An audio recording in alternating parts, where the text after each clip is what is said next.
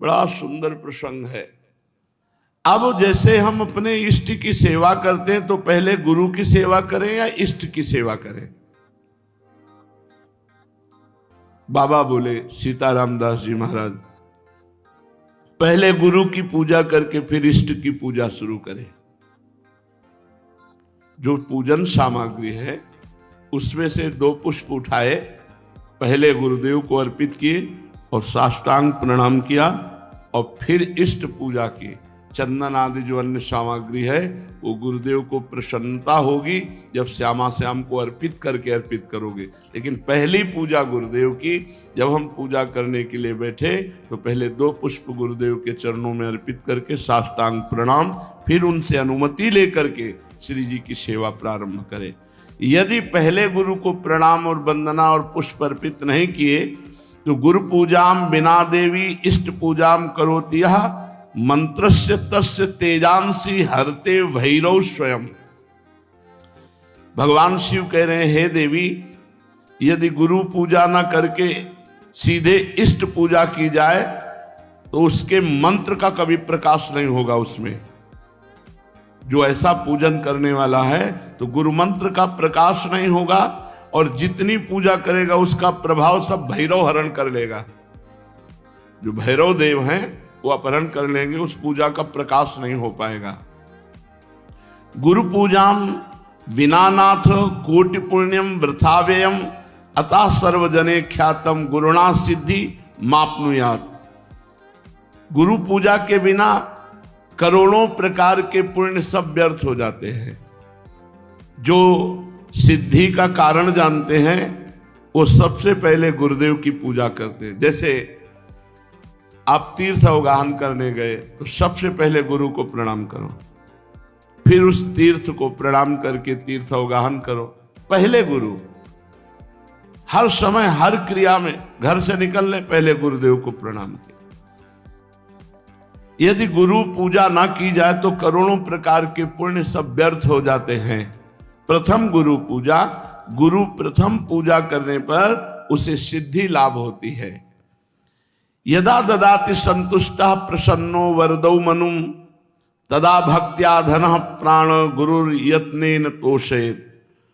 जब वरदायक गुरुदेव की प्रसन्नता प्राप्त होती है, देखो जगह जगह पर भगवान श्री राम को देखा गया, मर्यादा पुरुषोत्तम है।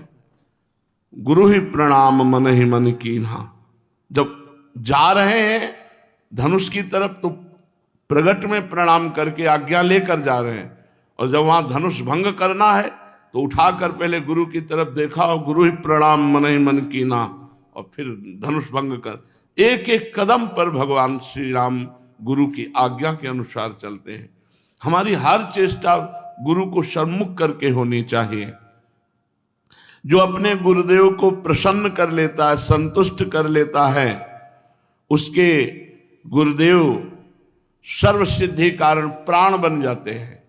गुरुदेव प्राण हो गए, अब कौन सी सिद्धि बकाया रह गई। भोग्य भोज्यानि वस्तूनि गुरुवे चा समर्पयेत तच्छेषमिति संचित्य चानुभूयात सुरेश्वरी।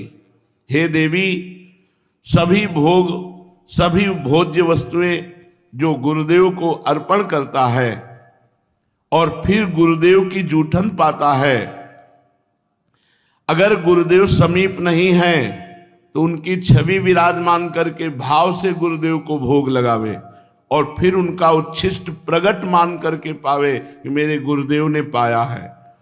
इस उच्छिष्ट पान मात्र से समस्त सात्विक वृत्तियां उदय हो जाती हैं। गंधैर्मालैश्च चारवंगी पूजयेत सर्वदा गुरुम। हे सुंदरांगी देवी, जो गंध से, माला से, अन्य वस्तुओं से गुरुदेव की पूजा करता है, अगर गुरुदेव प्रगट में नहीं मिलते हैं तो उनकी छवि विराजमान करके ठीक वैसे ही भाव से करो जैसे प्रगट में गुरुदेव की पूजा कर रहे हो।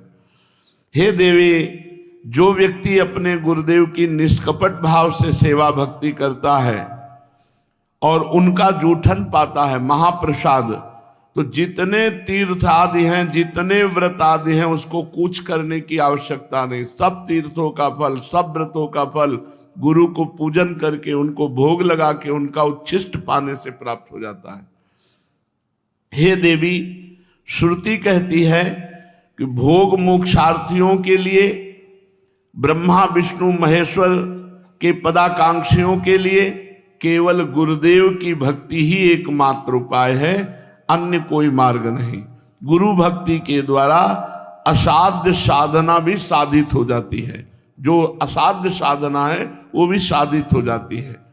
जैसे बहुत बड़ा पहाड़ जैसा रुई का ढेर लगा हो तो एक दिया सलाई लगाते ही भस्म हो जाती है, ऐसे ही गुरु सेवक के महान पर्वत जैसे पाप भी क्षण में भस्म हो जाते हैं।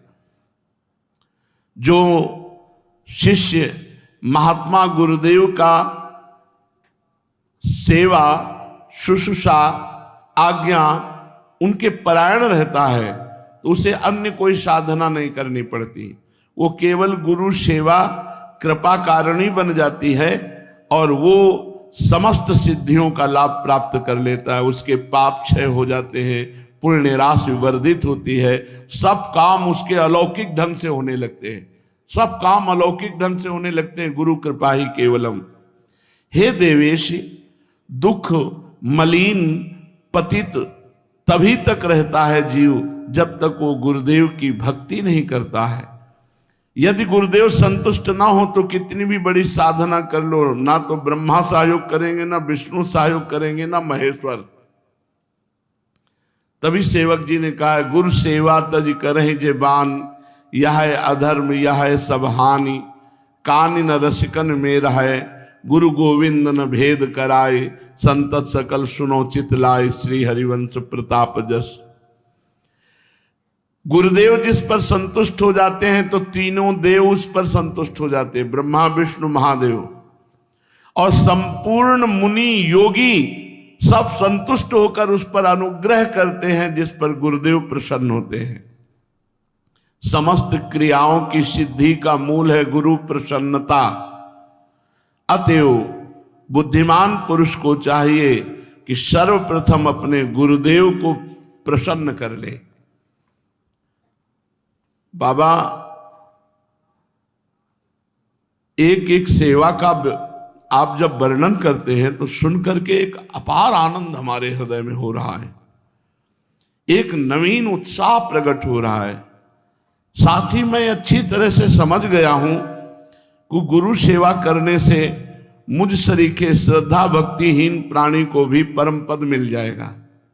हाँ, तवा दार्तिम भय शोको लोभ मोह भ्रमादया, यावन नायाति शरणम श्रीम गुरुम भक्तवत्सलम।